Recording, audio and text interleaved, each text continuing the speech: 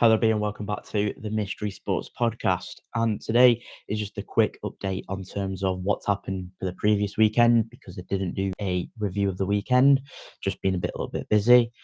We'll also be doing a review of what's coming up in terms of sport. Like tomorrow, the World Championships of Darts does start again, and I'll do my kind of predictions on that. The F1, obviously, as we know, has finished, so I'll give you obviously my opinion on the season and stuff, and just quickly and about Man United and of the game on Monday.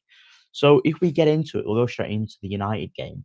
And obviously, United went on to win 4-1 against Wolverhampton Wanderers away from home.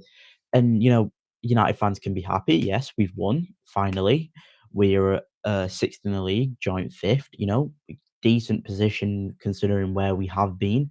And, I think in terms of as a United fan, we can be happy, but I do think at the same time we've got to look at it and be like, look, it's only Wolves. We should be beating them 4-0 or 4-1 or whatever the score was.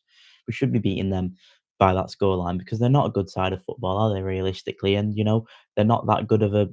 They're going to go down, do you know what I mean? So I think in terms of what United have to do, United now need to go and back that win on Monday coming up against Bournemouth. So we know Bournemouth will be a tough game. Bournemouth always is a tough game for United.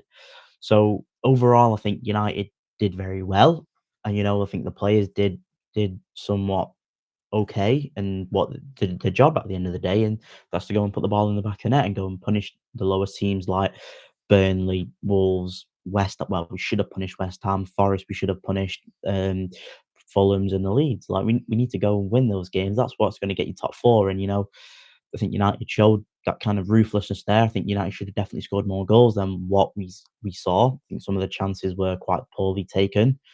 And oh, sitting sixth in the league, you can't really argue. Oh my god, it's awful. But I think United definitely need to back it up with a win on Monday, and especially it being at the home pitch as well at Old Trafford. We definitely need to turn up there, and we can't be having three games on the bounce where United haven't turned up at home, and we look and we drop points yet again at home this season. But overall, though, I am happy with the 3 points. I think United just need to go and back it up. Like I said, they've just got to keep backing up. I think Bruno Fernandes had a brilliant game as well. He did get today. It was made official that he got the Player of the Game week or something. What the Premier League do every week. So I think it's well deserved. 2 goals and an assist. Brilliant performance from him.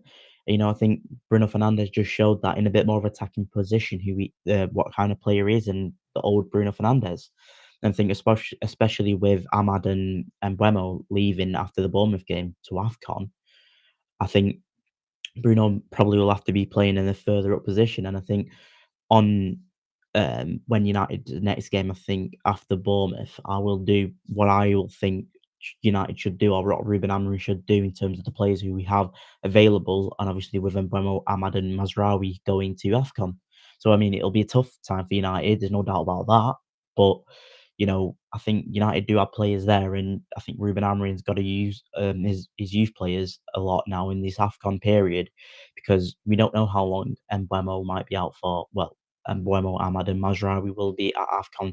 I wouldn't be surprised if we saw Ahmad back earlier than both of them, because I think Morocco will probably win it, because Morocco are the strongest side, African side, I would say, at the moment.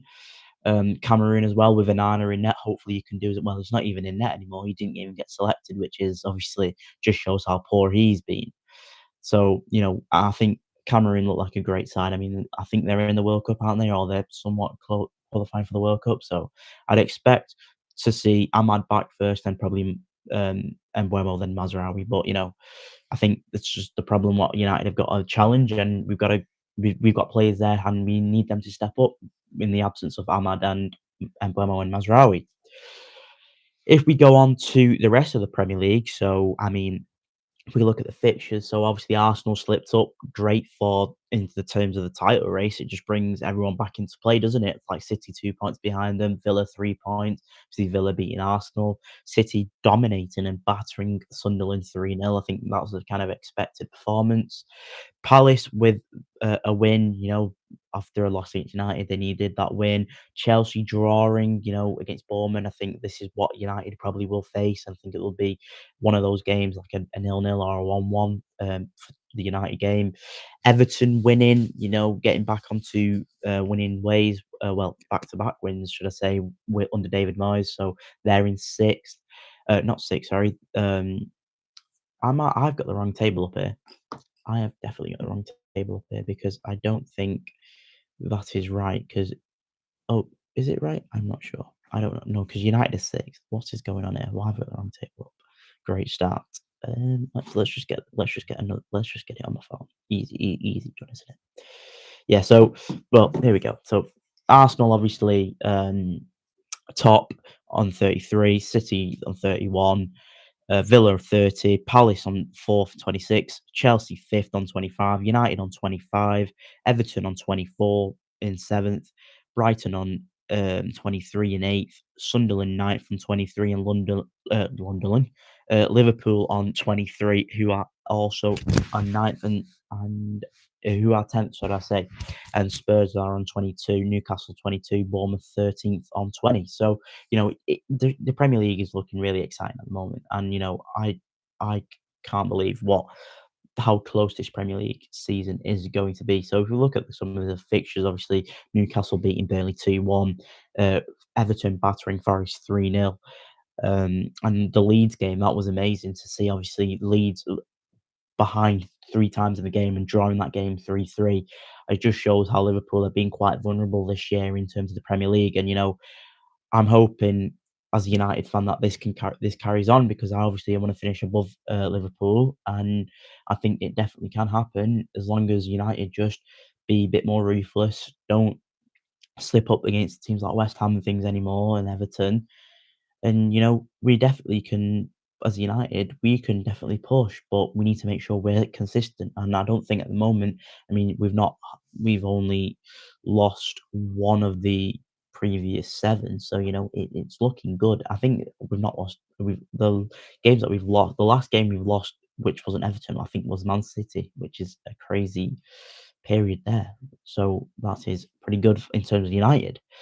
But in terms of the Premier League, I think it's just like I said in previous videos, so definitely go check them out. United, not United. Why keep saying United? Um, the Premier League this year is just going to be a very entertaining league, and if one team slips up, then I think so many teams can pounce on them, and they can be in a position where like Liverpool are now in 10th.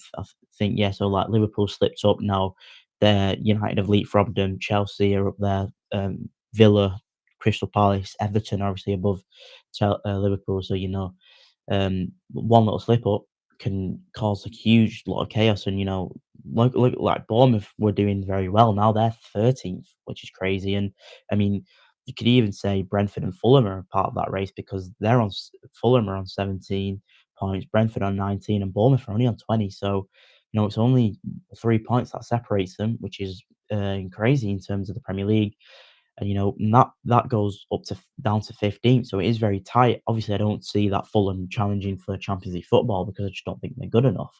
But the points is in terms of like the space of three places in the league is very very tight. Like you look at the top four race, it's only split by 2 or 3 points, which is mental. But yeah, and then now, if we just go on to the F1, obviously we know Lando Norris won the World Championship, the Drivers' World Championship for the Formula One. So he's the first uh, McLaren driver to win the championship since 2008, and that was obviously Lewis Hamilton who won the championship. Then he joins the list of 35 other drivers to win the Drivers' Championship. So it's been an incredible kind of moments for Lando Norris, and obviously finishing third in the Grand Prix. Max Verstappen win it. Second was Piastri. Only all Norris needed was a podium, and he got it. Leclerc was on his tail. I think Norris just managed his tyres well, did everything you needed to do, and we can now say Lando Norris is a world champion of and I think it's well deserved. We probably could Verstappen did very well. I would say that to get back into it from a position where it seemed ridiculous that we would be saying Max Verstappen could win this world championship. Piastri, I think he did very well. I think he was quite unlucky throughout the season in terms of the papaya rules and things like that. But overall, though, I'm really happy for Norris, and the British driver is winning it, and it just knocks Verstappen off his perk, which is incredible, really, because I'm as a lot of people may know that I'm not a fan of Verstappen, and I'm a Lewis Hamilton fan, and I want any British driver to win. Like I want either Norris or Russell to win, or even Behetman to win the championship if Lewis can't win it. But yeah, but really good though, and I think next year will be a very big year. Obviously, new regulations. Audi come in for Sauber. Cadillac come in as a new team, so there won't be 20 teams. There'll be not 20 teams. There won't be 20 drivers. There'll be 22. DRS is obviously gone, and it's going to be a very like it's a position of like we don't know where we're going. Like we're stepping into uncharted waters here because we don't know what could because Haas could somehow manage to be the best team there, or Adrian Newey at Aston Martin. They could just turn up, and we know how good Adrian Newey is, and he may make a championship winning side out of Aston Martin. It's a very interesting and intriguing 2026 season. But yeah, and then onto snooker. So if there was the UK Open, like not UK Open, that's golf. UK Championships in snooker. So that started last Monday and it's carried on. In the final was last Sunday, and Mark Selby versus Judd Trump was the final. And Mark Selby's been on quite form. He looked like the player to beat in the tournament. Judd Trump, we know how good he is as the world number one. I think the final.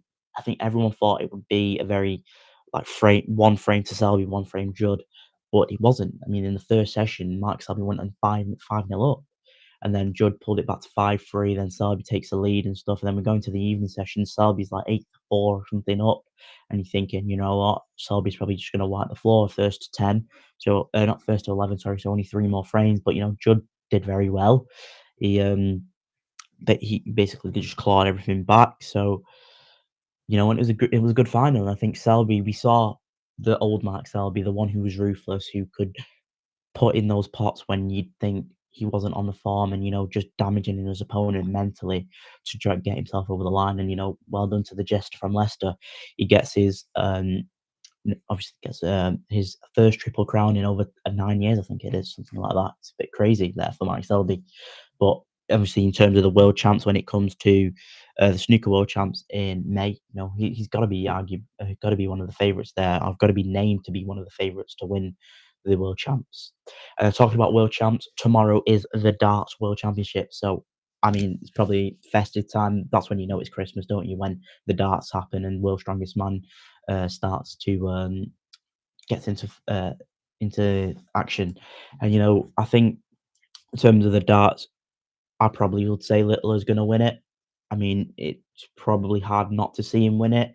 I think obviously Humphries will do well in the tournament. Van Gogh, and I think your traditional players will do very well. So Van Gogh and Luke Littler, Luke Humphries, Gerwyn Price, Rob Cross probably do well. Aspinall will do well, and hopefully we see some more um, underdogs coming through. I remember last year, I think there was quite Michael van den Veen. I think he was established player, but now he kind of had a world champs, which made him that even better established player. And hopefully we can see an underdog knock out one of the big guns. Hopefully not Littler, but hopefully like a young um, like let's say Humphries was to go out to a youngster, it'd be amazing to see that.